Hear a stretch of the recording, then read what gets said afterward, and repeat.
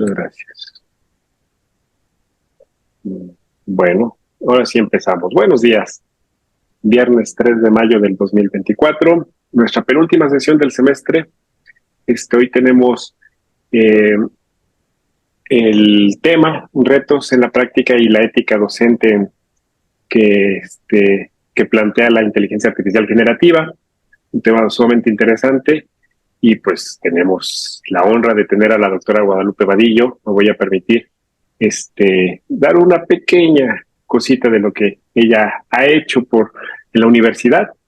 Y la doctora Guadalupe Vadillo es psicóloga con máster y doctorado en educación. Es autora de 2 libros, coautora de 5, editora de 8 y tiene 30 capítulos en libros del área educativa. Ha asesorado a la doctora Guadalupe 59 trabajos recepcionales de licenciatura y posgrado. Es coautora del trabajo que recibió el premio Anuyes 2009 de Innovación Educativa y por su trayectoria profesional en el campo de la formación continua y en línea recibió el premio de la Asociación Mexicana de Educación Continua y a Distancia. Tiene el privilegio de dirigir pues el bachillerato a distancia de la UNAM en la CUAED ahora, ¿verdad?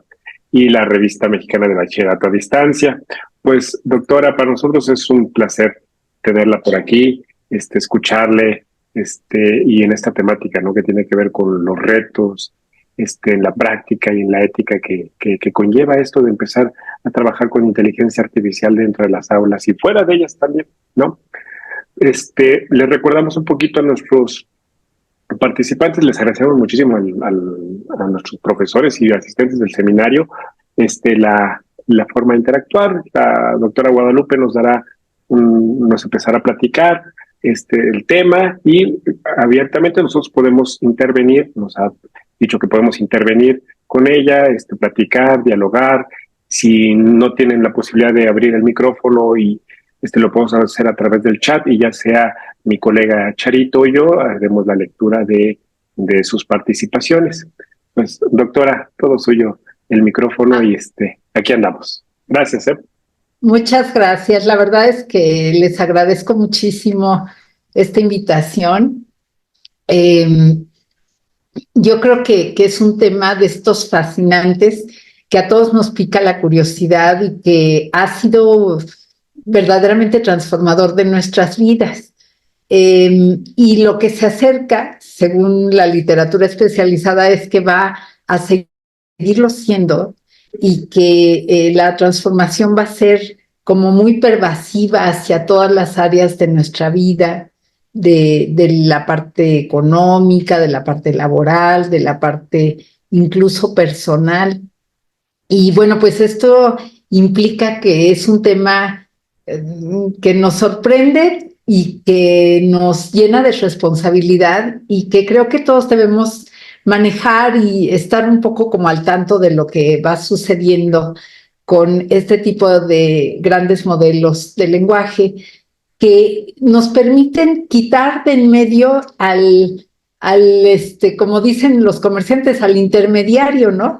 Antes necesitábamos un mega experto en cómputo que supiera programar muy bien para que nuestras peticiones se hicieran realidad, ¿no? Finalmente, alguien tenía que escribir código en un lenguaje que nos es ajeno a la mayoría de las personas y que pues ese intermediario era vital para que nosotros lográramos comunicarnos con las máquinas. Y de repente llegó, sobre todo al abrirse al público general en noviembre de 2022, pues llegaron estos modelos a nuestra vida, a nuestro alcance, a nuestra cotidianidad. Y de repente yo no necesito intermediarios.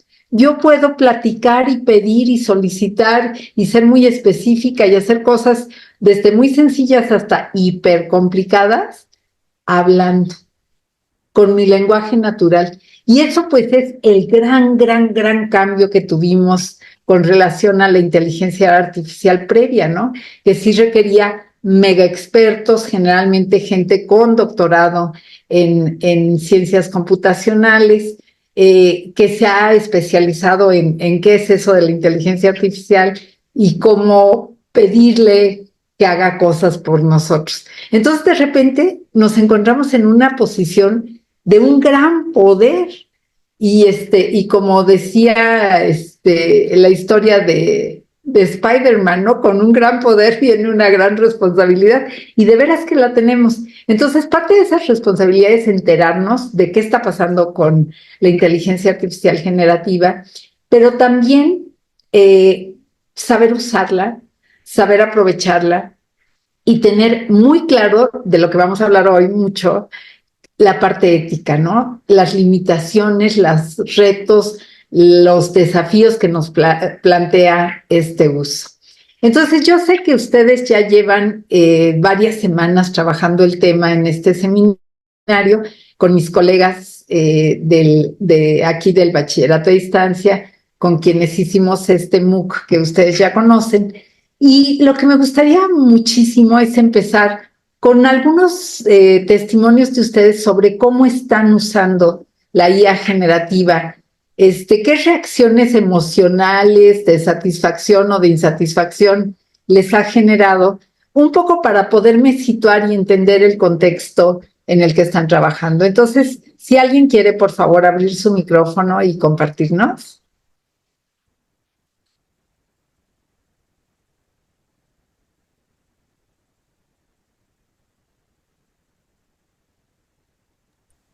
¿Algún valiente? ¿Alguna valiente? La pregunta, Lupita, fue ¿cómo estamos ocupando la inteligencia artificial? Exacto. ¿Y cuáles son como sus reacciones? Si les gusta, no les gusta, les provoca alguna ansiedad. La maestra Jazmín Ishel. Eh, bueno. Hola, doctora. Pues en la institución donde estoy laborando actualmente, pues quisimos romper como esas barreras, ¿no? Que muchas instituciones han impuesto en función, pues, de vetar, por decir así, ChatGPT en este caso, ¿no? Y nosotros los estamos incorporando, pues, a que el uso actividades específicas, actividades de aprendizaje. Entonces, lo que hacemos es diseñar una actividad con ciertas pautas para que ellos a través de prompts puedan generar, ¿no? Propuestas, alternativas, etc. Pero justo, ¿no? Para no limitarlo, no vetarlo, no decir está mal, sino más bien cómo se puede usar adecuadamente. De igual modo, en la misma institución están creando un sistema de GPT.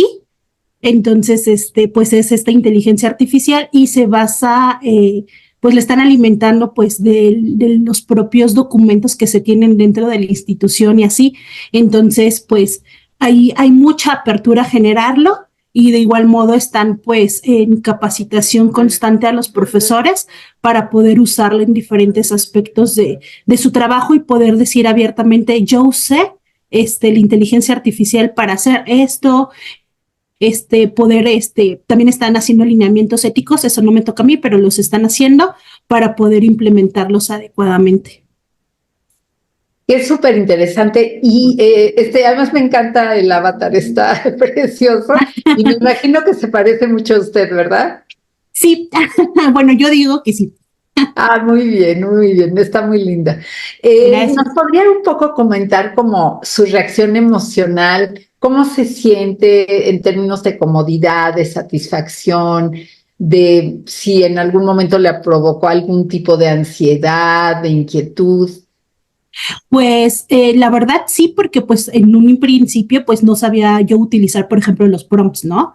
Entonces nos diseñaron un recetario que básicamente es un Excel, donde a través pues ya de formulitas y así, pues tú colocas los prompts y listo, ¿no? O sea, nada más llenas básicamente una tablita, y en esa tablita pues ya te da como el prompt así completito, ¿no? De objetivo, hacia dónde va, qué quieres, así, y pues eso es lo que ya me ayudó como a deshacerme, por decirlo de algún modo, como de este miedito de que me dijera cosas que no eran adecuadas, que no eran correctas y así.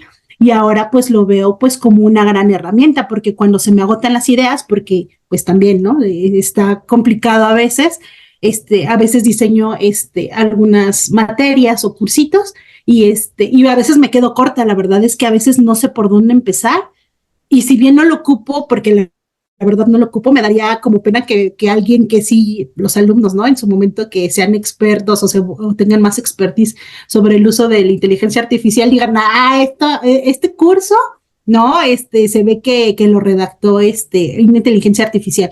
Entonces lo ocupo como detonador de ideas y a partir de lo que me da digo, ya sé por dónde puedo empezar y entonces empiezo yo a redactar. O sea, a mí sí me ha facilitado ciertas tareas como muy cotidianas, que pues pueden resultar beneficiosas, ¿no? Y les digo, o sea, yo creo que a todos se nos han agotado las ideas en algún momento o justo no sabemos cómo empezar y eso me ha ayudado mucho. Y por ejemplo, en los talleres con algunos profesores, pues había profesores de, no, pues entonces ya para qué nos van a querer, ¿no? Porque en alguna actividad les pidieron hacer una planeación.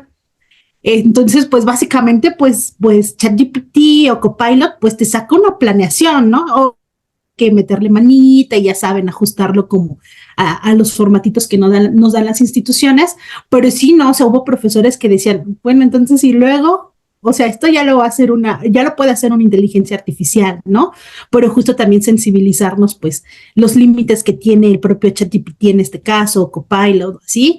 Pues ya nos decían, bueno, no, pues no vas a ser reemplazado, más bien, es una herramienta, ¿no? Que puede facilitar y algunos otros directivos nos han dicho que en su momento, por ejemplo, nos pueden decir, o sea, sí está padre, pero como ya se perdió esta parte humana, regresemos un poquito, ¿no? A tener esa interacción humana y ya no, que se hagan, no sé, equipos de trabajo y ya no utilices la inteligencia artificial. Si esto va a ser cíclico, entonces, tranquilos, profesores, los vamos a ocupar como herramientas, pero créanlo que en algún momento nos van a decir, no, ya basta, regresemos como un poquito a esta interacción humana o la investigación, ¿no? Tradicional. Entonces, creo que, pues sí, son ciclos, doctora. Muchas gracias. ¿Prefieren no compartirnos su institución? No tengo temas para el TEC de Monterrey. Ok. Muchas gracias. Le agradecemos mucho el que nos comparta. Aquí en el chat, la maestra María Eugenia nos dice, a mí me resulta muy útil con la generación de imágenes, ya que frecuentemente no encuentro las que representan lo que quiero ilustrar, aunque a veces me resulta inconveniente lo específica que debo ser con la IA. También estoy comenzando a usarlas para generar propuestas de evaluación mensual a una de las poblaciones de capacitación con las que trabajo. Le agradecemos mucho, maestra María Eugenia, por compartirnos. ¿Alguien más quisiera hablar de su experiencia?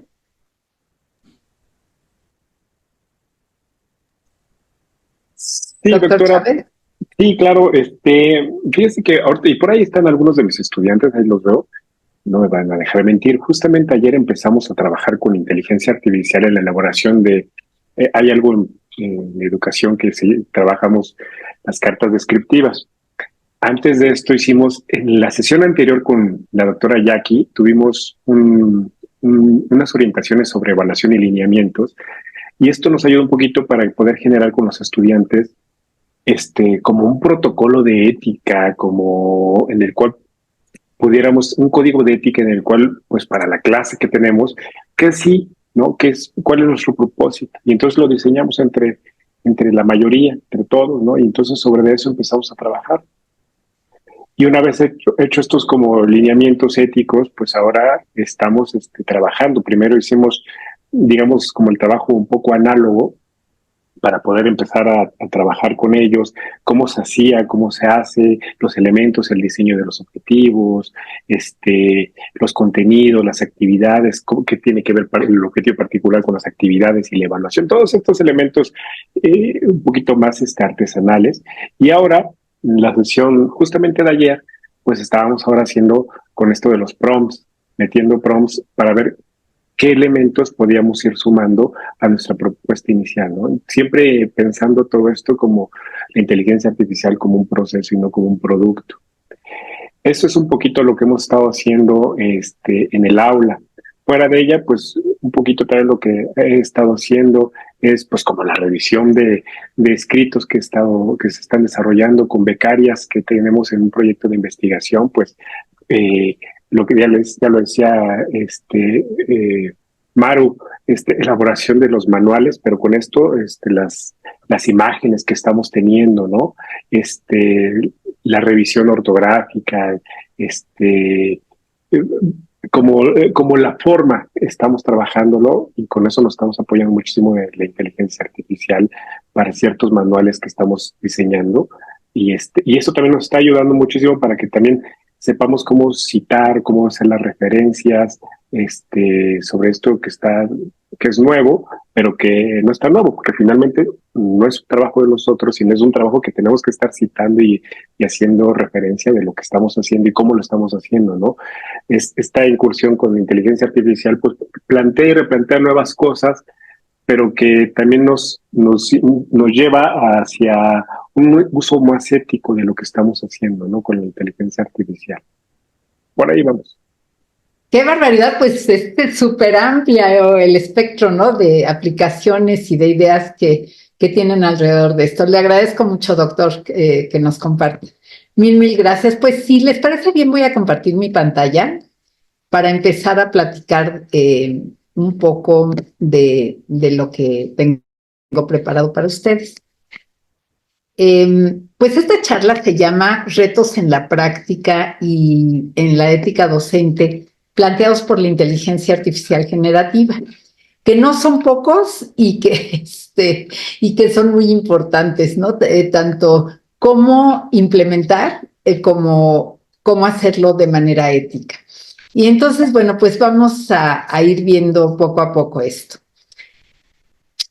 Hasta hace relativamente poco, hace unos 3 años, estábamos pues más o menos acostumbrados a nuestras queridas Alexa y Siri.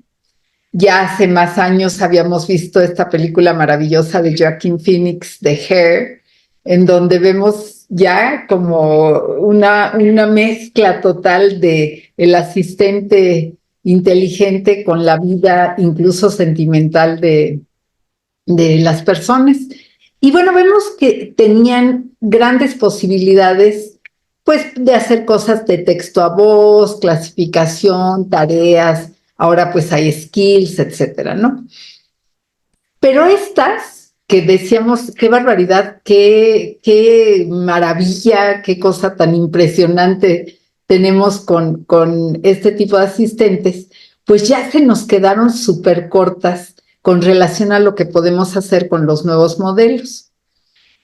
Yo quiero invitar a todo este grupo a que le eche un ojito a este artículo que se llama La ética de asistentes de inteligencia artificial avanzados.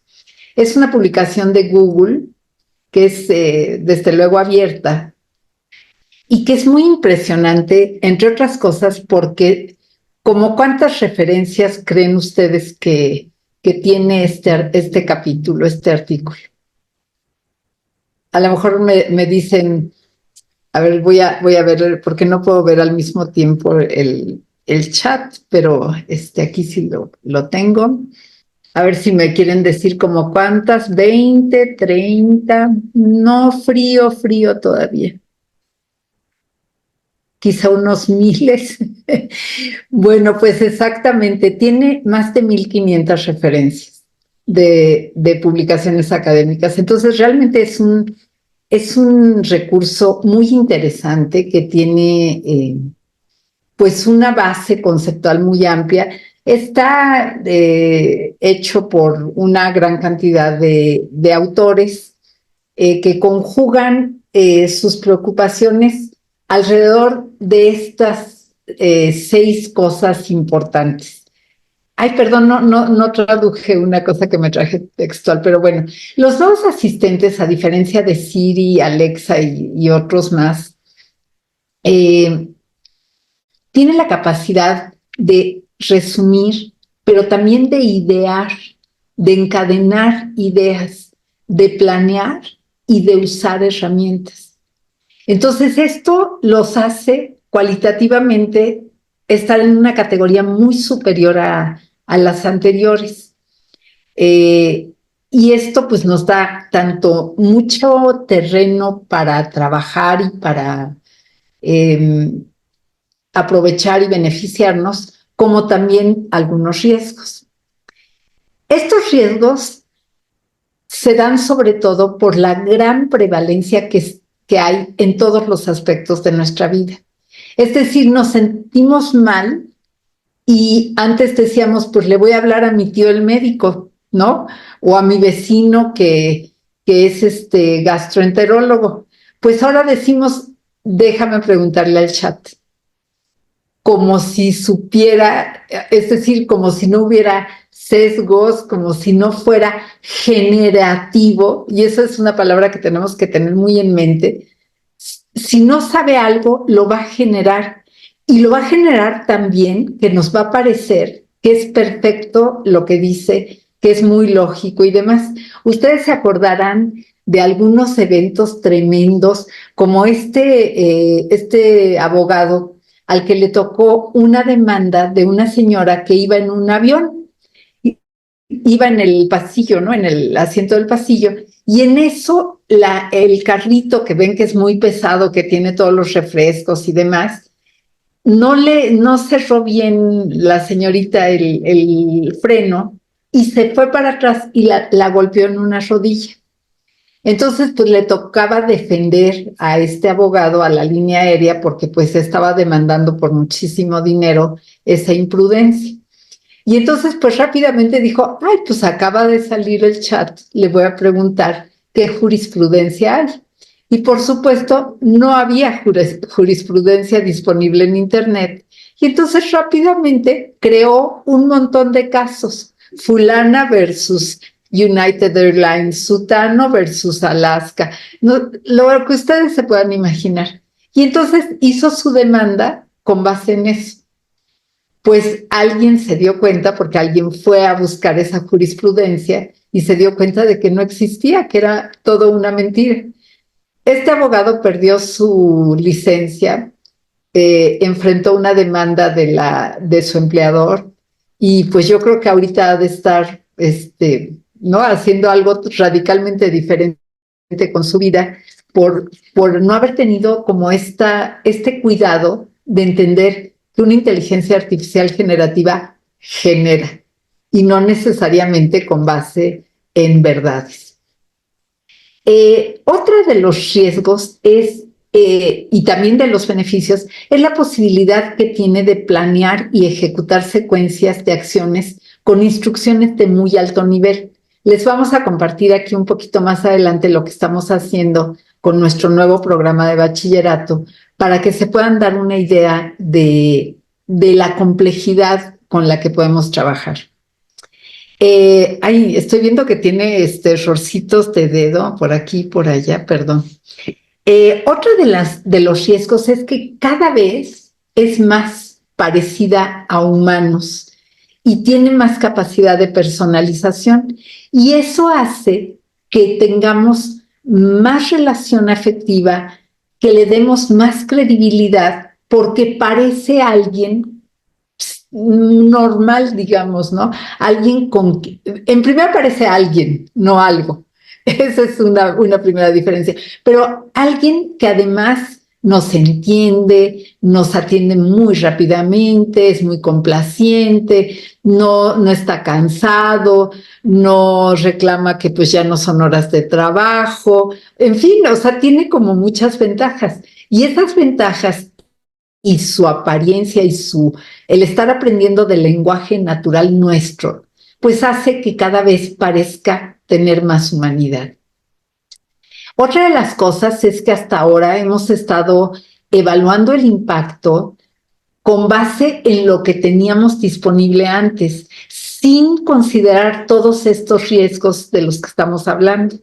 Y entonces, si aplicamos aquellos instrumentos o aquellos protocolos de evaluación de impacto a este tipo de servicios, pues probablemente vamos a tener zonas oscuras que no estamos tomando en cuenta y que nos pueden dar resultados de esas evaluaciones muy sesgados, para bien o para mal, probablemente para bien. O sea, es decir, probablemente positivos, pero que a lo mejor no lo son tanto, y en ese sentido es para mal nuestro finalmente. Y otra de las cuestiones es que el que haya llegado tan rápido, que en unas cuantas semanas tuviera 100 millones de usuarios activos y que ahorita ya ni siquiera sabemos exactamente cuántos usuarios tiene porque hay tantas inteligencias artificiales diferentes y tantos usuarios únicos que están en varias, pero también tantos que vuelven a tener una cuenta porque perdieron la anterior o por lo que ustedes quieran. En fin, se ha vuelto como difícil contabilizar, pero la verdad de las cosas es que si hablamos en una comida familiar y demás, es muy común que ya muchas personas de diferentes espectros de la vida, de diferentes sectores etarios, nos digan, yo ya usé, yo ya saqué mi receta de cocina de ahí, yo ya planeé mi viaje con una IA, yo ya la usé, como decía nuestra maestra Ishel, yo ya la usé para cuestiones de creatividad, ¿no? Como para impulsar mi creatividad. En fin, todo el mundo ya, o no todo el mundo, pero mucha gente ya está en el asunto. Pero tenemos, como ustedes pueden ver, que tomar en consideración tanto sus ventajas como los riesgos para usarla de manera responsable para nosotros mismos y para otros. Entonces, bueno, de eso vamos a estar hablando. No sé si hasta aquí hay alguna cuestión que ustedes quisieran comentar. ¿No? Bueno, entonces vamos a seguir adelante otro poquito. Este mismo grupo concluye que su análisis sugiere que los asistentes de inteligencia artificial avanzados van a tener un profundo impacto en nuestras vidas, tanto individuales como colectivas. Esta es como la gran conclusión que tiene este artículo y sin duda lo intuimos que es así.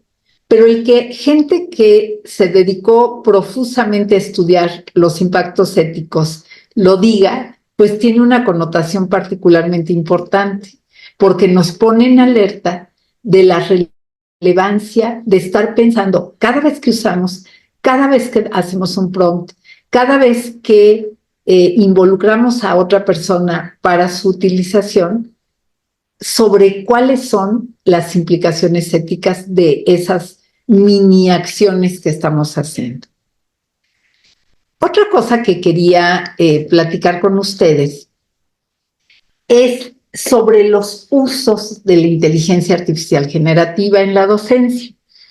En una revisión que hicieron Jan y sus colaboradores, entre ellos nuestro querido doctor Roberto Martínez Maldonado, un yucateco que ahora lleva muchos años viviendo en Australia y que desde allá de la Universidad de Monash está haciendo una gran cantidad de investigación sobre IA y sobre analíticas del aprendizaje.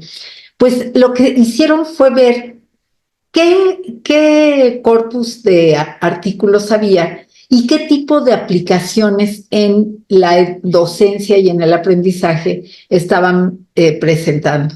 Y generaron estas 9 categorías. Y ustedes van a ver que algunas pues no son muy obvias y otras no lo son tanto. Por ejemplo, retroalimentar.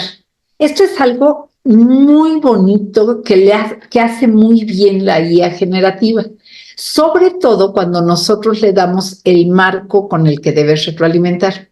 Es decir, el gran riesgo, la verdad, es usar, bueno, uno de los grandes riesgos es usar la IA generativa como si fuera un buscador, como Google o como Yahoo o como lo que ustedes quieran.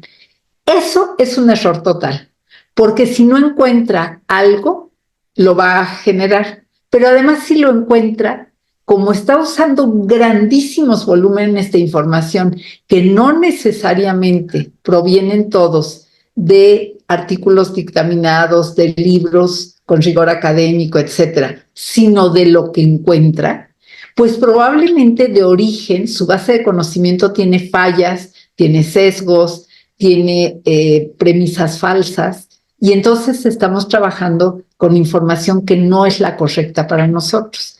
Entonces, siempre tratemos de darle, mira, quiero que hagas esto, pero aquí te va toda esta cantidad de información, todos estos PDFs, todas estas ligas para que consultes si es el caso de que puede consultar, y que con base en esa información, o sea, reducimos el espectro de donde ella puede actuar con base solamente en esa información, haz esta tarea, que puede ser, por ejemplo, retroalimentar. Nosotros hicimos el año pasado 4 programas de inteligencia artificial generativa en la educación. Están disponibles en Mirador Universitario, en el canal de CUAED de YouTube, y tuvimos tanto usuarios como expertos.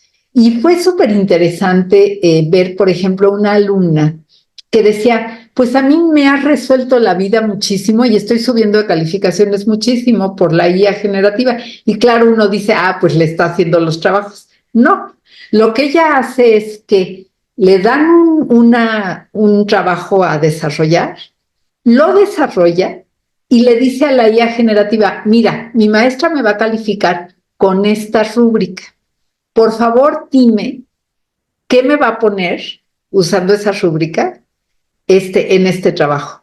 Y dame sugerencias de por dónde debo de hacer mejoras, en qué me equivoqué, y ya, para que yo lo haga. Entonces, claro, esta chica se apura. Fíjense que, cuántos cambios en la conducta como aprendiz. Me apuro para terminar antes. No rayando 5 minutos antes de que tengo que entrar a la clase, estoy haciendo los últimos teclazos, sino lo hago un poquito antes. Le doy a la inteligencia artificial y yo me doy el tiempo de hacer una última revisión con base en lo que me diga. Claro, si yo de repente veo que en el segundo rubro de ese patrón de evaluación que me dio mi maestra, no estoy en excelente, sino en bien, en regular o incluso en mal o en no presentó, pues rápidamente me doy cuenta de que, me salté esta instrucción del trabajo y no puse la tabla que compara tal con tal. Pues me regreso y lo hago. Pero además me puede dar también mucha retroalimentación cualitativa. Me puede decir, mira, hubieras podido tener excelente en este rubro, pero fue solamente bueno porque no hiciste realmente la contrastación entre enfoques. Los presentas, pero no hay ningún párrafo en donde tú contrastes los enfoques, que es parte de lo que te están solicitando. Por eso no es suficientemente, no es tan buena como para estar en la categoría de excelente. Y entonces yo me doy cuenta de eso y digo, claro, me falta un párrafo en donde yo compare este análisis detallado que hice de tal y tal teoría y pueda no hacer un juicio crítico al respecto. En fin, este es el tipo de cosas que hace, que si ustedes se dan cuenta, implica para mi estudiante minutos adicionales de dedicación. Por sí mismo, el hecho de que yo dedique más tiempo, pues seguramente me da más posibilidades de aprendizaje, pero seguramente también me va a permitir enfocarme en leer mejor las instrucciones, en asegurar que estoy haciendo el cumplimiento total de lo que me pide ese proyecto, y me va a enfocar en qué cosas yo debo hacer para la siguiente vez. Y en ese sentido se vuelve como un instrumento que promueve nuestra metacognición. Entonces, bueno, de retroalimentar, hasta ahí lo dejaría. No sé si hay algún comentario. Buen tip, nos dice la maestra María del Rosario. Muchas gracias. Bueno, vamos a ver, evaluar. Evaluar es algo que nos cuesta a veces mucho trabajo. A veces tenemos quemadísimos.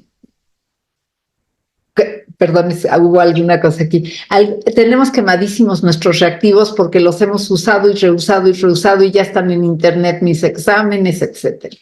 Bueno, ¿qué podemos hacer? Alimentar con nuestros exámenes y decir, dame reactivos alternativos con base en este corpus de información de donde yo saco estos reactivos iniciales. Y entonces, en lugar de tener una base de 40 reactivos para mi examen, pues puedo tener una base de 400 que me permite realmente hacer exámenes individuales para cada quien, evito plagio, puedo incluso, si los tengo tagueados por categorías, puedo saber que mi alumno fulano en tal tema es donde está cojeando y puedo darle extra refuerzo en mi examen, que puede ser un examen de preparación o un examen formativo y no sumativo, o puede ser sumativo y puedo hacer de sencillo a complejo varias preguntas y reducir la proporción de aquello en donde yo ya sé que está muy bien. En fin, puedo hacer como todo tipo de juegos para personalizar al máximo la experiencia de aprendizaje. Por otro lado, también me permite etiquetar. Por ejemplo, yo puedo decirle, fíjate en estos ensayos que me dieron y etiquétame aquellas partes en donde se está enfatizando una postura a lo mejor misógina sobre el análisis de este texto literario. Y entonces yo puedo generar como grupos de respondientes a grandes cantidades de material. Probablemente yo tengo 60 alumnos, me hicieron un ensayo de 3, 4 páginas, pues ya ahí tengo 240 hojas que tengo que revisar. Y de esas yo necesito identificar cómo está la cosa de algunas cuestiones que estoy trabajando con mi grupo, por ejemplo, con mi perspectiva de género. Entonces, me puede agrupar, me puede etiquetar y me puede decir, mira, estos son los que tienen esta postura, estos son los que tienen esta perspectiva, estos son los que tienen una perspectiva crítica con relación a los roles por cuestión de género, etc. Y entonces, en ese sentido, yo puedo hacer cosas con los productos académicos de mis estudiantes. Y esto es solo, se imaginarán, uno de los muchísimos ejemplos que podemos tener. Otra de las cuestiones es que puedo representar. Le puedo pedir que haga representaciones gráficas de datos con los que yo alimento a esa inteligencia, que me identifique tendencias. Yo puede ser que estoy leyendo y me doy cuenta de que parece ser que hay una tendencia hacia tal, pero yo le pido que me los represente gráficamente para tener facilidad de comunicación con otros. Una cosa muy interesante que podemos hacer es empezar a alimentar con base en las calificaciones que tienen nuestros alumnos. Si yo, por ejemplo, enseño, como lo que estamos tratando de hacer aquí en el bachillerato, cada contenido tiene su tag, es decir, está ligado a aprendizajes esenciales, a pensamientos, a una serie de elementos que les voy a enseñar en un momentito. Y entonces esto me permite que yo pueda decir, fíjate en este tipo de evaluaciones o en este tipo de trabajos que está relacionado con este tag, con esta palabra clave, con esta categoría. Y entonces dime cómo, identifícame a los alumnos que van bajito en esto, que lo han abordado poco en sus trabajos de respuesta abierta y que además van bajos en las respuestas a los reactivos que tienen que ver con eso. Hazme un grupito. Y con base en la experiencia de grupos anteriores, dime qué va a pasar con ese grupito. Y entonces me puede decir, mira, lo probable es que el siguiente examen lo van a reprobar, porque eso pasó con el 83% de los que estaban en una situación similar en el semestre pasado. Entonces, es un punto de inflexión en tu curso. Más vale que les des una asesoría en esto y esto, que parece ser lo que está más débil en cuanto a ese subgrupo. O me puede decir, al contrario, si yo estoy buscando estudiantes sobresalientes, me puede decir, mira, estos alumnos se te van a aburrir en tal tema porque ya lo dominan. Eso pasó con los alumnos sobresalientes del semestre o de los semestres anteriores. Entonces, ojo, fíjate cómo hacerlo, dales una tarea especial, haz los tutores de tus otros alumnos para que cursen ese tema, en fin, dales algún tratamiento específico que no haga que se frustren por estar viendo algo que ya manejan. Ese es el tipo de cosas que podemos hacer. También podemos hacer recomendaciones. ¿Qué quiere decir recomendaciones? Decirle, mira, ubícate a la gente que está baja en tal y recomiéndole tales contenidos de mi curso. Aquí en mi plataforma, si yo estoy trabajando presencial pero con una plataforma, tengo estos recursos que pueden ser de utilidad para cubrir esos huequitos de información que tienen, o recomiéndales que vuelvan a leer tal cosa o que vuelvan a hacer el examen. En fin, le doy un menú de cosas dependiendo de cómo, de los diferentes subgrupos a los que quiero atender. Y entonces eso es exactamente lo que va a hacer.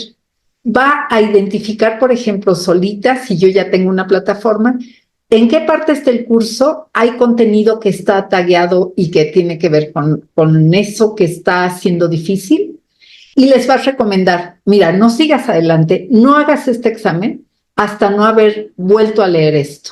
Y asegúrate de hacer la práctica del ejercicio 14.2, porque eso te va a hacer sentir fuerte, porque te vas a dar cuenta de que sí puedes manejar, y fíjate en especial en tal cosa. Entonces esto pues se vuelve, imagínense qué poderoso tener una especie de asistente personal, de un adjunto de maestro que está al tanto de cada cosita con toda la información disponible. Como apoyo a la docencia, pues también hay un montón de cosas. Por ejemplo, yo puedo sugerirle a un estudiante que va medio bien, pero que podría ir mejor, que practique con alguna de las inteligencias artificiales con las que se está haciendo un intercambio directo. Por ejemplo, hay una que se llama AI Tutor Pro, en donde yo le puedo decir un tema. Le puedo decir, por ejemplo, democracias de Latinoamérica en el siglo XXI. Y entonces le puedo decir, vamos a platicar acerca de esto. Entonces, lo que va a hacer la inteligencia es hacerme preguntas que van de simple a complejo, primero para ubicar mi nivel de desempeño. Y entonces va a ir de algo muy sencillo, subiendo, en donde empiezo a trastabillar, se estaciona y me empieza a dar explicaciones de por qué está mal lo que dije, pero además me empieza a hacer preguntas que están entre la anterior y la que me costó trabajo. De tal manera que yo lleno este hueco con preguntas medio con tip para que yo responda, digamos. Y entonces así yo voy subiendo de categoría y me voy sintiendo lo que se llama autoeficiente. Esta creencia personal en mi capacidad de aprender y de manejarme por mí misma en el ambiente académico. Y esa variable, hay un montón de evidencia que dice que es crucial para tener buen desempeño académico. El que yo me la crea que sí soy buena en este proceso de aprender. Luego tenemos cuestiones de detección, por ejemplo, de detección de patrones, de dónde está fallando, de detección de palabras para identificar cuáles son las palabras clave que está usando mi grupo con relación a un tema cuando estoy introduciendo el tema, y darme cuenta de por dónde andan al principio y hacia dónde los quiero llevar, que probablemente no sea esto que ya manejan cotidianamente, pero que me da información de que lo está viendo. Y bueno, desde luego, generar contenido. Otra vez, con base en lo que yo alimento. No le digo genera contenido porque ya sabemos que puede equivocarse. Bueno, aquí me gustaría hacer como una interrupción para ver cómo sienten, si hay reacciones, si les parece interesante estos 9 tipos de uso de la IA generativa en la educación. ¿Cómo van sintiendo?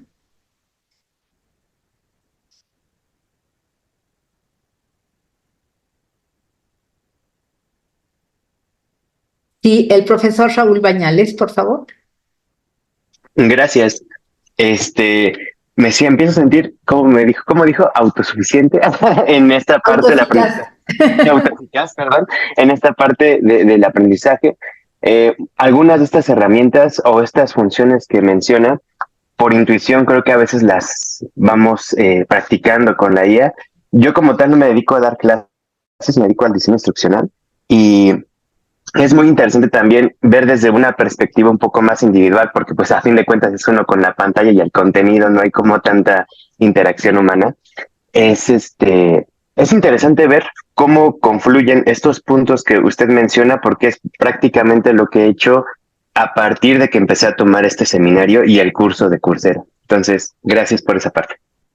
Muchas gracias, maestro. Le agradecemos mucho y también le agradecemos a la maestra Mari Carmen, a la maestra Jazmín nuevamente, a la maestra Ruth de la Rosa, que a lo mejor es alguien que yo conozco de hace mucho, ¿verdad? O a lo mejor es un homónimo, no lo sé. Muchas gracias por sus comentarios, qué bueno que les parezca interesante. Pues, si no tienen algún comentario más, me gustaría seguir adelante porque ya me estoy dando cuenta que ya consumimos casi la primera hora y me faltan algunos cachitos. Ay, claro que sí, Ruth, qué gusto, un abrazo. Qué bueno estar en contacto nuevamente contigo. Bueno, pues entonces voy a volver a compartir mi pantalla y vámonos aquí. Miren, les voy a compartir, no, yo creo que me voy a ir, a ver, les voy a compartir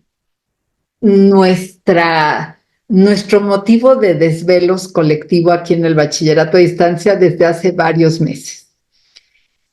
Decidimos hacer un programa, la actualización de nuestro bachillerato, que, miren, nuestro bachillerato donde trabajó justamente la maestra Ruth de la Rosa, es un bachillerato muy diferente a los tradicionales, sobre todo lo fue en los primeros años y marcó un cambio importante en muchos sentidos. Por ejemplo, el número de materias, de asignaturas que tenía los bachilleratos mexicanos en México, que había 300 y pico diferentes tipos de bachilleratos en México. Uno piensa en prepa y CCH, bueno, no, hay un montón diferentes. Y todos ellos más o menos tenían, la media era 49 asignaturas. Es decir, son programas muy pesados en cuanto a número de asignaturas, porque implica que en cada semestre estemos trabajando con 6, 7, a veces hasta 8 asignaturas, dependiendo del momento, y pues implica como un compromiso múltiple del estudiante con tiene muchos jefes, ¿no? Muchos maestros simultáneos y eso hace complicado quedar bien con todos. Por otro lado, entonces nosotros llegamos con un bachillerato de 24 asignaturas, o sea, la mitad de las asignaturas, pero que teníamos la restricción de que tenía que cumplir con todo lo que la UNAM dice que es un bachillerato, que en aquel momento estaba definido por un libro que se llamaba Núcleo de Conocimientos y Formación Básicos del Bachillerato del Nivel Medio Superior, algo así. Y que era un producto de algo así como 400 y pico de maestros de nivel bachillerato, tanto de prepa como de CCH, como de maestros de primer año de licenciatura, que esperan recibir un producto humano entregado del bachillerato, pues de muy alta calidad. Y entonces se pusieron de acuerdo en las áreas de conocimiento que están previstas por el bachillerato UNAM, y entonces escribieron ese libro que detalladamente indica todos esos aprendizajes. Un poquito después vino otro documento que se llama Contenidos Fundamentales de la Educación Media Superior, que también propone una reorganización, una actualización de esos iniciales. Todo eso lo tuvimos en cuenta cuando hicimos el primer bachillerato. Pero ahora tenemos una nueva versión que se llama Aprendizajes Esenciales para este nivel. Y entonces, bueno, ahí hay 1,700 y pico aprendizajes. Entonces, ¿cómo le hago para asegurarme de que estén todos? Como les decía, en su momento estaba todo esta cantidad de cosas, pero también estaba el reto de que el estudiante esté motivado y no se vuelva loco con muchas asignaturas, además del cambio de modalidad, porque en aquel tiempo casi nadie tenía ninguna experiencia en trabajar en línea. Entonces lo que hicimos fue ver la literatura y decía, recomendamos una asignatura a la vez por poco tiempo. Entonces dividimos nuestro sílabus, nuestro programa de estudios en 24 asignaturas, una a la vez por 4 semanas, con una dedicación de 20 a 25 horas por semana. Entonces, bueno, eso ya fue un cambio muy grande. ¿Cómo lo logramos? Porque hicimos interdisciplina. Y en una misma asignatura convivía física, química, biología, mate, ¿no? Geografía. Y entonces daba como resultado, por ejemplo, junto con economía y filosofía, daba como resultado medio ambiente y bioética, que es una asignatura de tercer semestre. Y así nos fuimos. Pues ahora lo que estamos tratando es llevarlo de interdisciplina, que implica el análisis de problemas o de fenómenos desde diferentes disciplinas, o sea, un mismo objeto de estudio visto desde diferentes ángulos, que fue nuestra propuesta inicial, a un programa transdisciplinario, en donde las metodologías de estudio y de resolución de problemas de una disciplina se puedan transferir a problemas que involucran varias disciplinas o a otra disciplina. Es decir, tenemos como un ir y venir de soluciones y de métodos entre todas las disciplinas que están representadas en este nivel de estudios. Entonces, imagínense que tengo por aquí arriba los aprendizajes esenciales, pero también tengo algo que se llama aprendizajes transversales, que tiene que ver con cuestiones como etimologías, que no es una asignatura como tal, pero que sí está presente a lo largo de todas las 24 asignaturas, cuestiones de género, cuestiones de sustentabilidad, cuestiones de arte, que también está permeado por todos lados. Y bueno, entonces eso ya es un montón de cosas, se dan cuenta, lo que tengo que llenar. Pero además tengo un perfil de egreso de todo el programa y por asignatura. Y yo tengo que cumplir ese perfil de egreso, porque nosotros hacemos algo que se llama diseño invertido, que permite ver cuál es nuestra promesa a la sociedad, es decir, qué egresado le estoy prometiendo que sale, y de ahí sacar indicadores, y de los indicadores sacar formas de evaluar, que es a través de proyectos sociales que implican una derrama de lo que estoy aprendiendo a mi comunidad inmediata. Y finalmente decidimos qué contenidos son los que entran en cada asignatura. Entonces, solamente usar diseño invertido es muy diferente a decir, a ver, voy a hacer un curso de biolo y vamos a ver la célula y vamos a ver un poquito de sustentabilidad y vamos a ver un poquito de tal cosa, que es la verdad como trabajamos todos durante muchísimos años. Entonces, este proceso implica otras cosas, pero además implica que yo tengo este proyecto integrador que tiene un propósito, que tiene un propósito por semana y un propósito general. Tengo indicadores y objetivos de los objetivos del desarrollo sostenible de la UNESCO, que también debo de cumplir.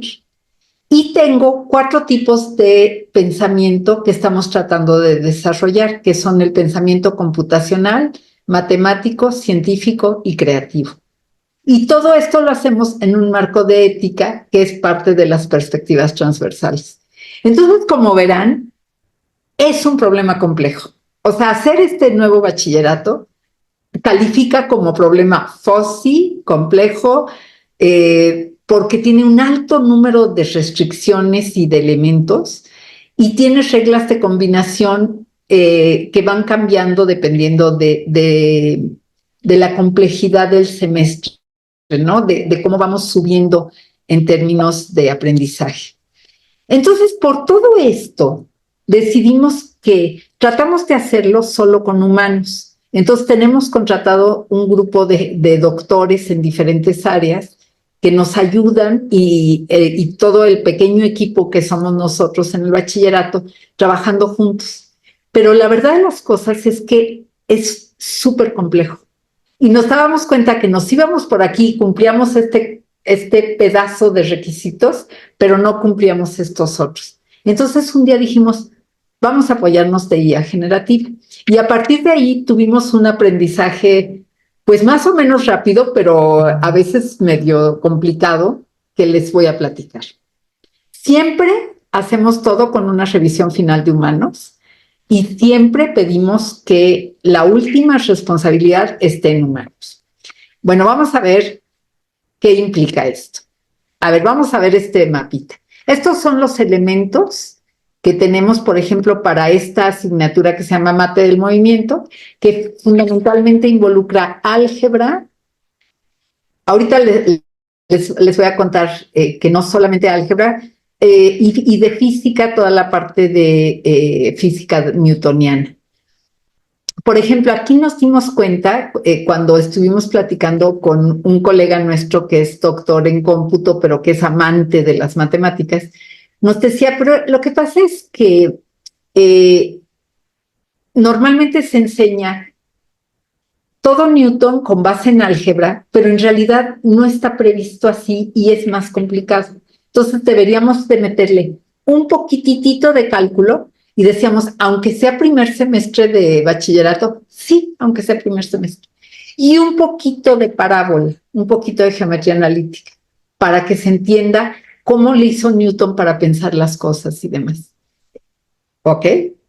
Y después decía, y normalmente se enseña primera ley, segunda ley, tercera ley, pero en realidad debería de enseñarse la segunda ley primero, porque las otras dos son casos especiales de la segunda. Entonces ya allí estamos cambiando la didáctica tradicional de la matemática. Bueno, además de eso, tenemos todo esto. Miren, el propósito de la asignatura es el que ven ustedes aquí arriba. El propósito de la unidad 1 es este que ven ustedes aquí a la derecha. El propósito del proyecto es este que ven abajo a la izquierda. El propósito del proyecto para la unidad de 1 es este que ven ustedes aquí. Al final de cuentas, ¿saben qué es el proyecto completo? Pues es este de tener un kit para un niño al que yo le voy a regalar el kit para probar las leyes de Newton en primaria, cuando todavía no se ven las leyes de Newton, ¿no? Pero para que llegue súper bien preparado a la secundaria, donde en física sí verán leyes de Newton. Y entonces va a ser como un juguetito, háganse de cuenta, con materiales reciclados, etcétera, y con algunos procedimientos que usan algunas cuestiones digitales. Entonces, bueno, vamos haciendo esto unidad por unidad. Aquí en términos de las perspectivas tenemos la perspectiva ética, la crítica y compleja, la de género y la de sustentabilidad. Y como ustedes van viendo, por ejemplo, aquí se van incluyendo los ODS que vamos queriendo tener. Después, los elementos de los pensamientos. Cada pensamiento está tagueado con su indicador y tiene varios niveles y tiene cuatro niveles generales y 3 instancias dentro de cada nivel. Entonces vamos trabajando con ellos y vamos mapeando de tal manera que se va haciendo a lo largo de todo el programa todo esto. Después tenemos 96 aprendizajes esenciales en esta asignatura, y lo cual implica que tenemos 114 insumos para esta asignatura. No, unas son más, otras son menos. Pero se dan cuenta de que es algo verdaderamente muy complejo. Entonces, miren, me voy a regresar un poquito para que vean cuáles son los indicadores, por ejemplo. Aquí en pensamiento computacional partimos de la definición que más nos gustó después de haber hecho una revisión de la literatura, y entonces nos vamos a estos 4 niveles de dominio. Reconocer patrones, que corresponde básicamente a primer semestre. Nuestro programa es de 4 semestres. Abstraer y generar algoritmos para simplificar procesos, automatizar procesos para mejorar eficiencia y optimizar soluciones para transferirlas, reutilizarlas o recombinarlas. Y de ahí tenemos los indicadores. Entonces nosotros elegimos trabajar con cada uno de ellos pero vamos mapeando con cuál sí, para que no vaya a ser que 20 veces usamos diseccionar el problema y una sola vez recopilar información relevante, sino que vamos tratando de que todos los indicadores aparezcan varias veces. Otra complicación es que fíjense ustedes que nuestro programa originalmente tenía 2 de los 24 cursos eran de inglés, solamente 2 cursos. Y la gente los tomaba y se sacaba pues 8, 9 o 10 o lo que ustedes quieran, y parecía que había aprendido, pero la realidad de las cosas es que no aprendieron nada. ¿Por qué? Porque el inglés se tiene que practicar, porque el inglés tiene que estar allí. Y bueno, ustedes en Acatlán, que son expertos en enseñanza del inglés y tienen sus licenciaturas y sus maestrías, pues saben perfecto que esto es algo muy complicado. Y entonces, ¿qué es lo que decidimos hacer? Debido a que hubo un cambio en la normatividad de la SEP y ahora se requieren más horas para cumplir con el mínimo establecido por la SEP en el nivel medio superior, pues pasamos de un programa de 1,700 y pico de horas a un programa de 2,700, lo cual nos dio el juego para meter los proyectos sociales, pero también para meter inglés. Entonces, ustedes se van a dar cuenta que sí tenemos inglés en las 2 asignaturas que normalmente teníamos. Ahora están orientados a inglés académico porque vamos a hablar aquí de origen del universo y de la vida, pero en inglés, para ir introduciendo léxico, técnico y demás. Y aquí de evolución, porque aquí hablamos de evolución. Y también un poco en Beginnings hablamos de interculturalidad con las primeras migraciones y demás. Entonces está medio conectado con contenidos de acá. Pero aquí le vamos a agregar, a través de un programa autogestivo, 17,5 horas al mes de inglés, lo cual quiere decir 4,3 a la semana. Y esto nos permite llegar a A2 menos al final del primer semestre. Ver A2 más en el segundo, en la primera asignatura del segundo, trabajar B1 menos en ese semestre, aquí seguimos con 4 y pico horas, y acá le vamos a agregar un poco más y andamos en 7,3, 6,7 por ahí a la semana, para que realmente lleguemos a B2 más.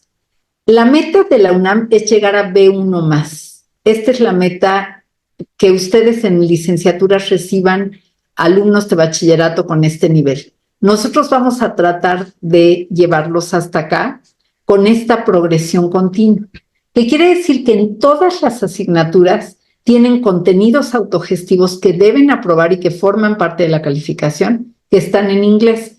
Y las lecturas y demás tienen que ver con el inglés de la correspondiente asignatura. Entonces, esta es otra complicación más que tiene nuestro programa. Entonces, ante todo esto, que ya vimos que es como muy latoso, y usando esta categoría de generar contenido que ya vimos, dijimos, bueno, ¿cómo le hacemos?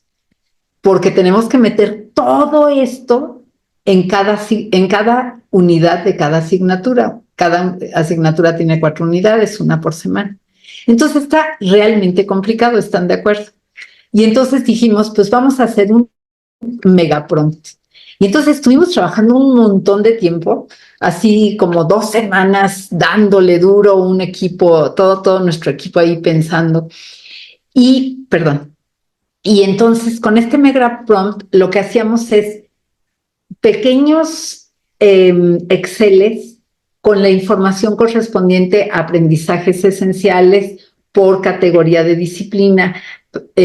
A cada cosa hacíamos un Excel. Y bueno, lo metíamos y de golpe, así, ahora sí que el flashazo era muy bueno. Decían, no, pues quedó bien padre. Pero a la hora que ya lo examinábamos, no nos gustaba, porque le faltaba esto, porque le sobraba esto, porque estaba repetido tal cosa, por 1000 problemas que tenía. Evidentemente eran problemas de nuestro prompt, pero claro que imagínense que después de tanto trabajar era como muy frustrante, o sea, salíamos así y a los 5 minutos estábamos así, casi llorando. Entonces dijimos, a ver, vámonos, porque además primero pensamos en toda la asignatura, en generar de golpe toda la asignatura. Entonces dijimos, no, vamos a cortarlo en pedacitos. ¿Qué es lo que dice pensamiento computacional? Haz un problema grande, hazlo chiquitos. Entonces vamos a trabajar a nivel unidad y vamos a trabajar metiendo lo que podamos en texto en español normal, no en estos archivos separados por coma que le gustan al chat GPT. Vamos a trabajar con esto. Y entonces fuimos haciendo cambios y ya nada más metíamos unos cuantitas cosas para simplificar el proceso. Y después de intento 1, 2, 3, N, nos quedó. Y nos enamoramos del producto. Y ya, estamos encantados. Entonces nos damos cuenta que un proceso que nos estaba tomando meses con los doctores y con nosotros todos los días estar viendo y considerando, y no, ya se nos olvidó esto, pues entonces esta actividad ya no va porque no había considerado tal cosa y ya no se puede meter porque se nota el chipote y no sé qué. De repente se nos solucionó la vida. Entonces sí fue latoso, sí fue un aprendizaje, pero creemos que ahí la llevamos. Bueno, hasta aquí de usos. Vamos a ver rapidísimo, porque ya sé que estamos medio tarde para la discusión, pero cositas muy, muy pequeñitas. Esta es una de nuestras héroes, se llama Fei Fei Li, y se le conoce internacionalmente como la madrina, la godmother of Artificial Intelligence. Entonces, es alguien que ha dedicado su vida, es muy joven, pero lleva ya muchos años dedicada a esto. Y este es un articulito muy sencillo, es una entrevista, pero me encanta porque creo que nos coloca en lo que está pasando en este año. Dice, sí es un punto de inflexión, porque todos sentimos que estamos en el punto de inflexión de la educación debido a la IA. Pero dice, pero va a haber muchos, porque se está desarrollando todos los días, porque tenemos IAs que van generando apoyos para investigación, para hacer contenido, para esto, para lo otro. Entonces va a haber muchos, pero claro que sí estamos en uno. Y es sobre todo porque la gente se dio cuenta, y darse cuenta implica que hay millones de usuarios simultáneos para cada cosa y hay un aprendizaje súbito, rápido de los grandes modelos de lenguaje. Y ella se dedica a trabajar en Stanford en algo que se llama Instituto para la IA centrada en el humano. Y entonces ella define qué es centrado en el humano. Siempre pensar a la tecnología como una herramienta y siempre pensarla como algo que puede tener impactos tanto positivos como negativos. La tecnología por sí misma no es buena, el uso que damos de la tecnología es el que puede ser bueno o malo. Muchos, enfatizan la productividad y eso es algo muy bueno. Yo les acabo de enfatizar la productividad. En cuestión de unas horas de trabajo, de acomodar todos nuestros archivos y limpiarlos y demás, tenemos un sílabus que nos parece de muy buena calidad. Pero esto no siempre implica prosperidad compartida. Digo, en nuestro caso creo que sí pasa la prueba ética de que sí es prosperidad compartida, porque aquí nuestros diseñadores estaban a punto del suicidio, de que no llegábamos exacto a lo que queríamos. Y con esto ya nos permite seguir adelante y seguir con el proceso de desarrollo de materiales. Dice que es muy importante que sea el sector público quien evalúe todo el tiempo a la inteligencia artificial. Es decir, que no esté en manos de los creadores, que tienen un sesgo natural por su modelo de negocio, etcétera, sino que esté en manos del sector público. Y finalmente concluye la entrevista con este parrafito que dice, cuando pienso en la parte humana, en estas cuestiones de IA, naturalmente pienso acerca de la compasión y del amor.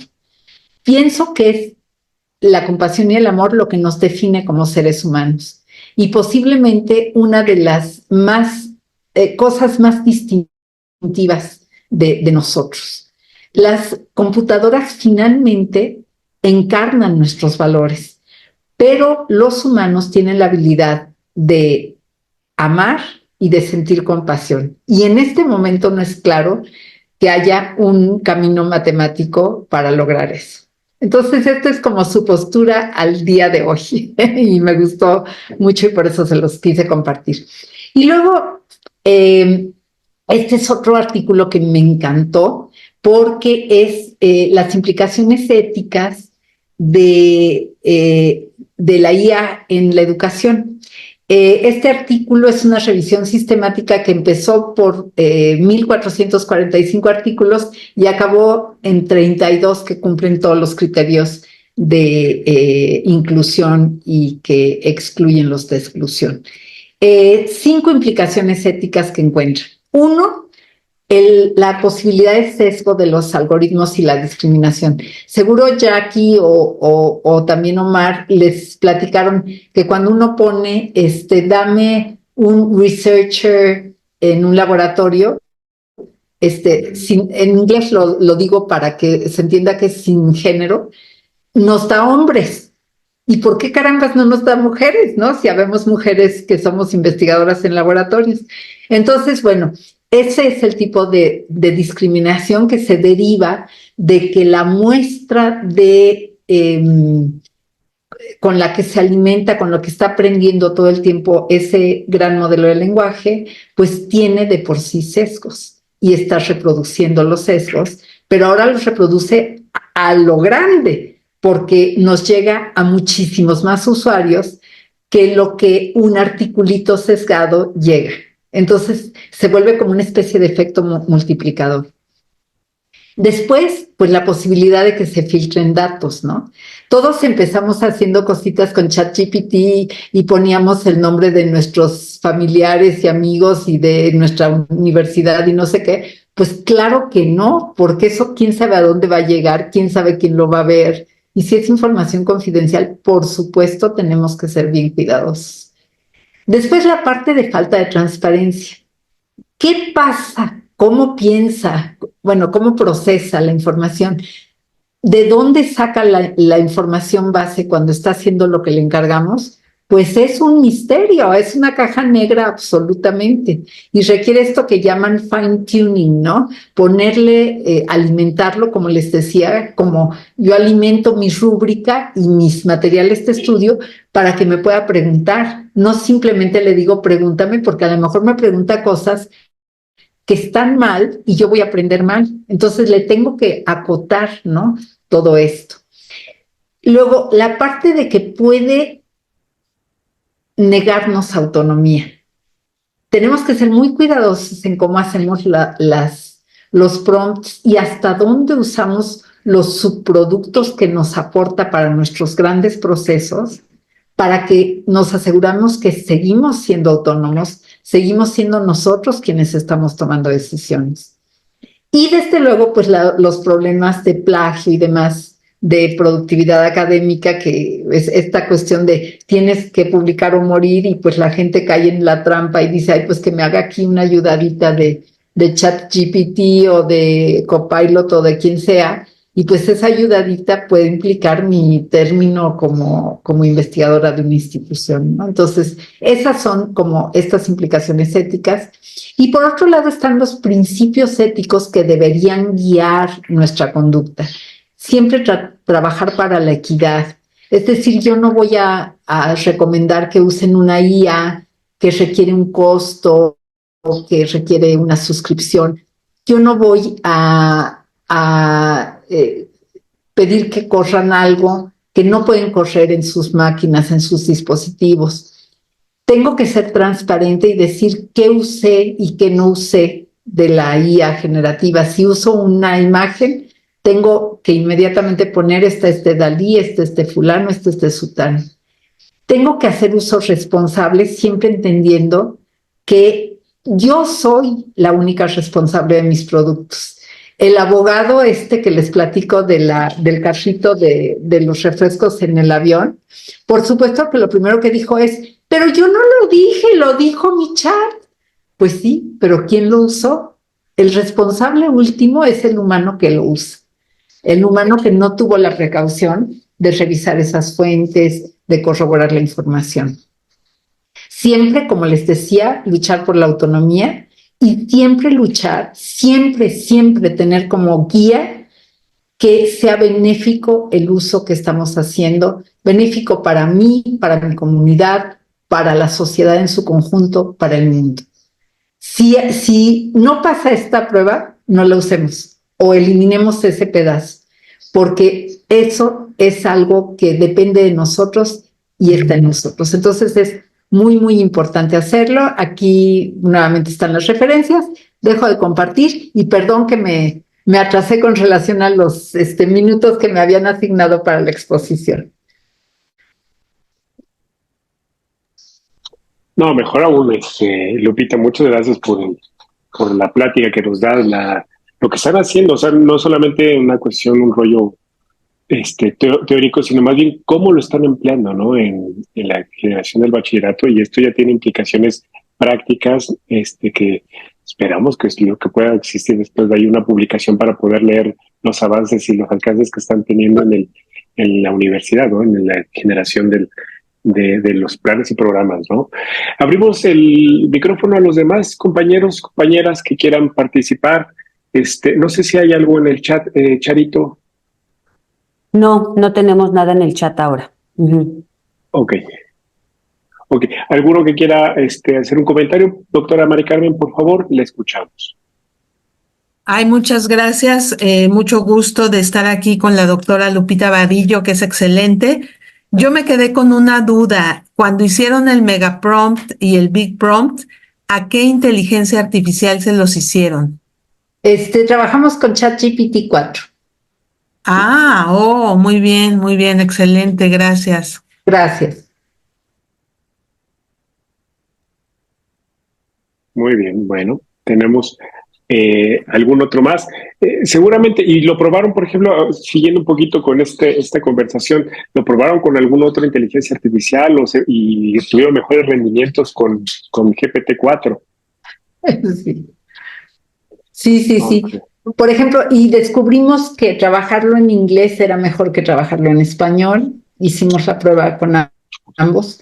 Y como tiene más información que no sabemos si es eso o no, es nuestra explicación así como pedestre, que a lo mejor es por eso, pero nos gusta más la calidad de respuesta en inglés y ya luego lo pasamos a español. Pero mire, tiene unas implicaciones impresionantes. Por ejemplo, ahorita que estamos produciendo todo lo de inglés, imagínense la cantidad de guiones instruccionales que implica para nosotros hacer el nuevo programa con estas restricciones. Entonces, realmente casi no podemos usar lo anterior de nuestras asignaturas inglés 1 e inglés 2 de la anterior pasada, ¿no? De la anterior versión. Entonces, lo que hacemos, empezamos a escribir fijándonos qué es A1 menos, para que nuestro input fuera en A1 menos, ¿no? Donde está el estudiante. Entonces, estamos tratando de hacer eso. Pues, por supuesto, cometemos 100 millones de errores, porque cuando yo doy la segunda pasada en esos, entonces, cuando paso y digo, budget no es una palabra de A1 menos. Y me decía la doctora egresada de Acatlán, que la doctora en inglés, me decía, pues sí, la verdad es que no lo es, pero pues se me fue. Pero porque uno tiene que estar como tentáculo, no como pulpo con 20 manos en cada cosa y cuidando 20 cosas. Entonces de repente dijimos, bueno, ¿y por qué no le decimos al chat que nos revise y nos traduzca a uno menos lo que escribimos en cualquier nivel de inglés? Entonces escribimos en inglés, se lo damos y nos lo regresen a uno menos. Y lo checamos contra el tipo de palabras, estructura gramatical, sintaxis, longitud de tipo de frase, etcétera. Está perfecto. O sea, él se sabe, le dijimos CFR, A1 menos, y lo hace. Y cuando estamos ya en otra asignatura más adelante, le decimos ahora A1 más, y nos lo hacen A1 más. Entonces, pues la verdad es una maravilla, porque el especialista en inglés pues puede escribir ya sin tener esa como carga mental enorme de estarse monitoreando cada palabra, cada expresión, cada sintaxis, cada todo, y ya lo hace y lo corrige en un segundo y ya no está perfecto. Oye, Lupi, antes de que, profesora Laura, por favor. Sí. Buenas tardes, doctora Vadillo. gusto de verla nuevamente y a todos los compañeros. Pues usted sabe que también por acá trabajamos guiones instruccionales, desarrollo de contenido, y pues la verdad que lo que usted, o sea, el ejemplo que nos está dando de la responsabilidad que tienen como equipo de trabajo, como expertos en todas las áreas, creo que eso es lo más rico, ¿no? Lo más importante que nosotros tenemos que tener puesto en la mesa. O sea, podemos utilizar como ahorita nuestros compañeros se sorprendieron porque pues, están utilizando el chat, ¿no? GPT. Entonces, a lo mejor tendríamos que buscar la herramienta más adecuada para el tipo de materiales y de disciplinas, en fin, ¿no? Pero creo que lo más importante y lo más valioso como profesores y como expertos en las disciplinas es eso, tener un grupo multidisciplinario que estén revisando pues, que efectivamente se dé el desarrollo de contenido que nosotros queramos, ¿no? Yo lo he intentado hacer con mis asignaturas para el trabajo pues básico de preguntas, ¿no? De opción múltiple, y la verdad que cuando uno, como usted bien lo dice, cuando uno da los elementos adecuados a la herramienta, las instrucciones adecuadas a la herramienta, pues nos da resultados que nos satisfacen como experto en contenido. Entonces creo que por ahí está y yo creo que la plática de hoy que es sobre los retos, ¿no? que tenemos en la ética docente es eso, no trabajar a lo mejor solo, sino trabajarlo con un grupo de compañeros e ir probando, porque además lo que nos presenta es un megaproyecto, o sea, es todo un plan de estudios que seguro ya están muy avanzados, ¿no? Entonces yo creo que ahí está el ejemplo claro de que se puede hacer con estos principios que usted mencionó, que los han retomado, pero que finalmente estamos en construcción. Yo recuerdo que cuando llegó el Internet, así mismo, ¿no? Nos sentamos y estuvo varios años con todo esto y que finalmente fluye. Ahora esperemos, ¿no? En 3 años que seguramente va a fluir exactamente igual con estos modelos completos, o sea, de una licenciatura completa, pues eso sería extraordinario, ¿no? Muchas gracias. Al contrario, muchas gracias. Miren, les platico así, esta es la intimidad de cómo trabajamos.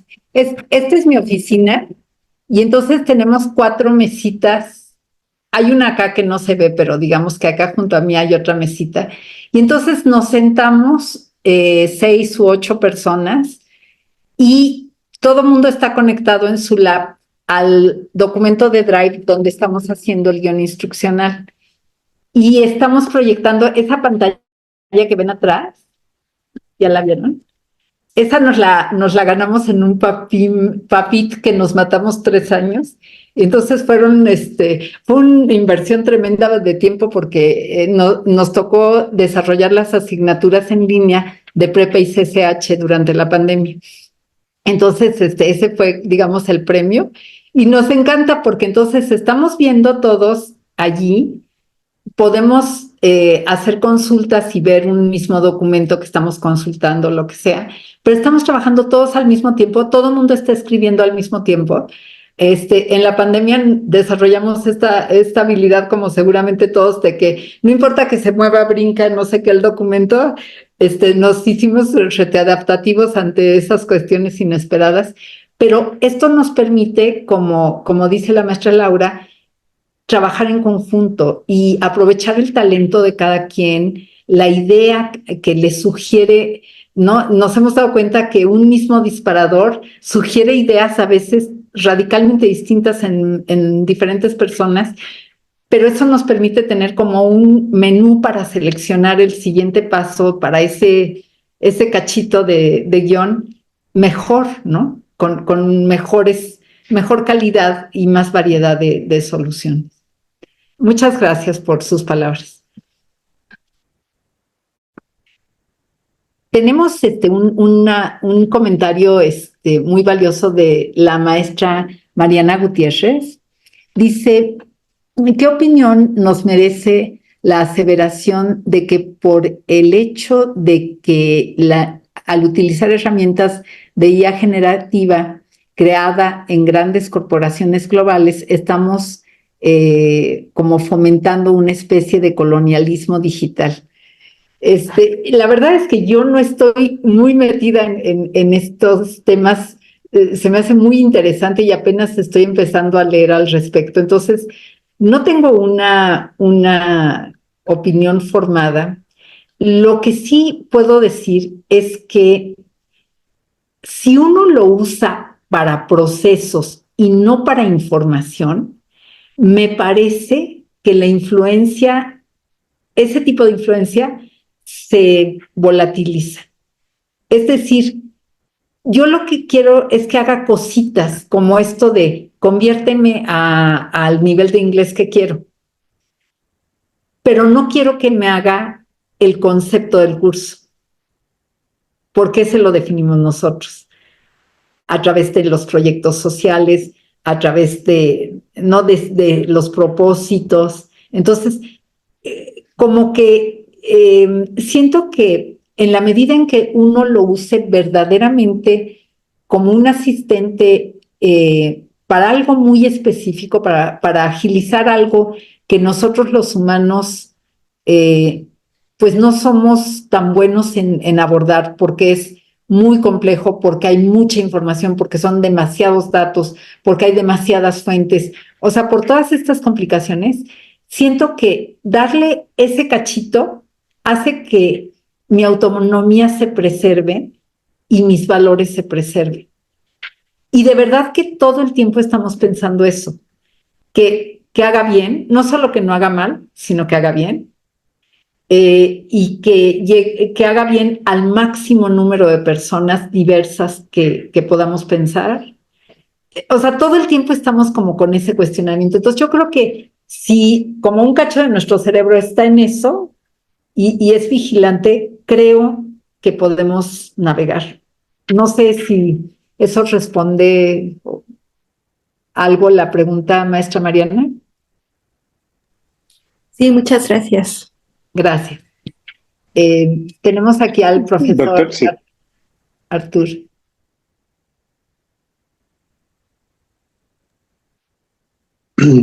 Hola, buenas tardes.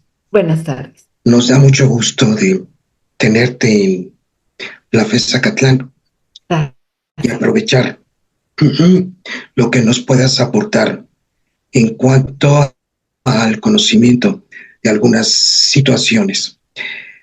Bueno, trabajo el área en el posgrado en pedagogía de valores y educación. Para nosotros es un problema hablar tanto, y creo que estas son dos palabras claves: herramienta y ética. Si es una herramienta, entonces hay que utilizarla en apoyo a los procesos humanos, es decir, es el humano el que elabora el producto con mejores herramientas. Entonces debe de tener la dimensión de herramienta, no sustitutiva del proceso humano.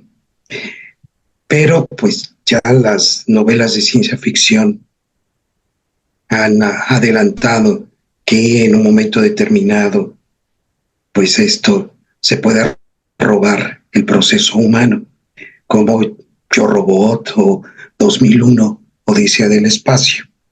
Y en cuanto a la ética, es aún todavía más problemático, porque hay dos tipos de ética y generalmente no se distinguen.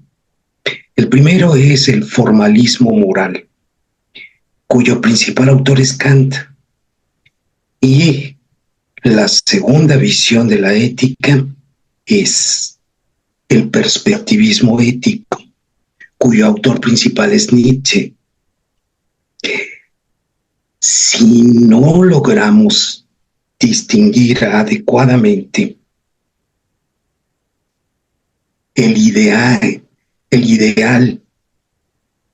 del formalismo ético, es decir, si existe esta idea hacia la cual debe de marchar, pero no deja de ser un idealismo, es decir, algo que está en la perspectiva y que puede jalar la realidad.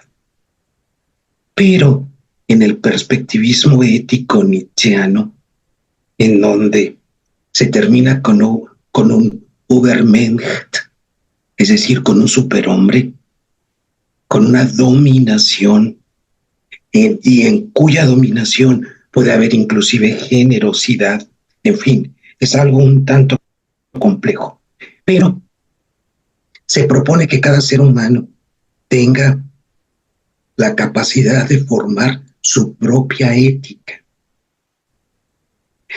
Y si las finalidades de dominio están por encima del idealismo que podamos tener, entonces pues la realidad siempre nos va a anclar en una situación de dominación.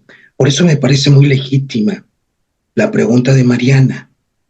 En un momento determinado pudiera haber una intención de neocolonialismo, es decir, de dominación, que a fin de cuentas la formación que reciban los estudiantes de bachillerato, en el bachillerato que ustedes diseñaron, la formación en nuestras licenciaturas y aún en los posgrados, sigue teniendo ese mismo problema de cómo hacer que se asuma una moral formal, es decir, que funcione casi como matemáticas y que nos lleve a poner en práctica pues lo que consideramos que debe ser,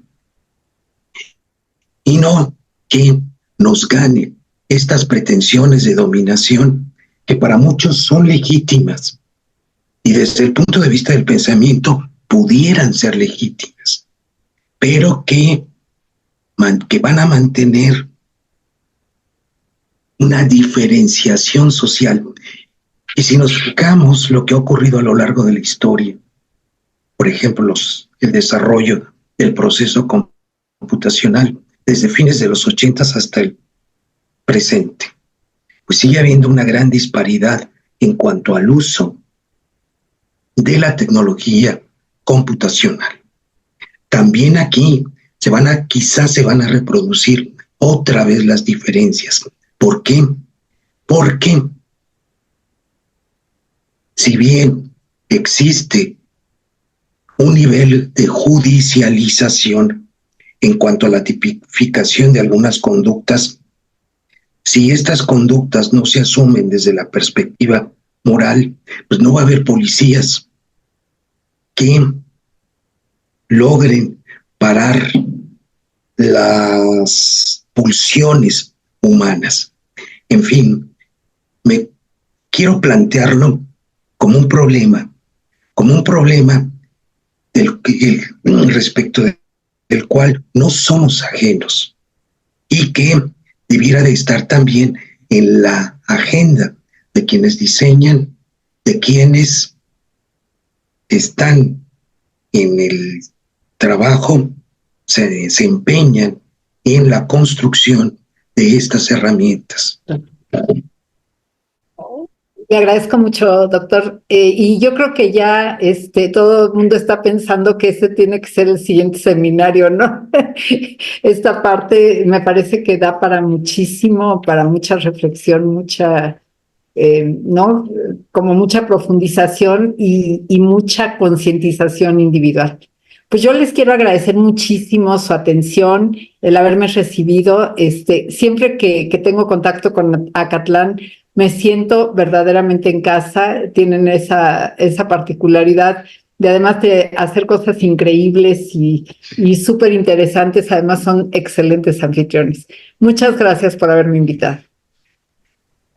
No, al contrario a ti, Lupita, muchísimas gracias. Antes de que te nos vayas, aquí te agradecen muchísimo Muchas gracias, doctora, dice Rubén Durán. Mil gracias. Bueno, gracias, doctora, y a Jazmín que dice lo mismo por compartir los ejemplos. Igual Claudia dice muchas gracias, ha sido enriquecedor. Pues nos vamos con ese ánimo, con esa agradecimiento a tu plática, a tu tiempo que nos has regalado el día de hoy. Y comparto mi pantalla, denme un segundito. Te la haré llegar por correo electrónico, Lupita. Gracias. Déjala acento por acá. Y Facultad de Estudios Superiores Zacatlán otorga la presente constancia a la doctora Guadalupe Vadillo por impartir la plática Retos en la práctica y la ética docente que plantea la inteligencia artificial generativa por Miras Hablar el Espíritu, Santa Cruz, Zacatlán, Estado de México, 3 de mayo del 2024. Pues muchas gracias a ti, Lupita, por todo esto, por el tiempo, por el espacio, el conocimiento, y decíamos hace ratito, ¿no? Por cómo ya lo están ocupando, y que creo que nos quedan aquí también en Acatlán muchas ideas que se nos pueden venir a la mente sobre cómo podemos empezar a implementarla. Y como bien decía el doctor Arturo, sí también podemos a pensar estos elementos que la pregunta misma que hacía Mariana, creo que no está de más, ¿no? Sí, en el tenor práctico, pero también en el tenor reflexivo habría que empezar a ocupar la inteligencia artificial. Charito, no sé si por ahí tengamos algo. No, muchísimas gracias, Lupita. A mí me deja siempre estas reflexiones la cabeza bien revuelta porque me encanta la inteligencia artificial y de pronto no quiero dejar de controlar lo que los chavos hacen, ¿sabes? Entonces, cuando entregan los productos, yo siempre tengo esta cosa de si es de ellos, no es de ellos, pero bueno, mil gracias a todos por su asistencia y nos vemos el 24 para cerrar este seminario con todo. Muchas gracias, hasta luego. Gracias, un abrazo a todos, bonito fin de semana. Muchas gracias. Muchas gracias, gusto de verlos. Hasta luego. Chao. Gracias, hasta luego. Gracias, igualmente. Hasta luego.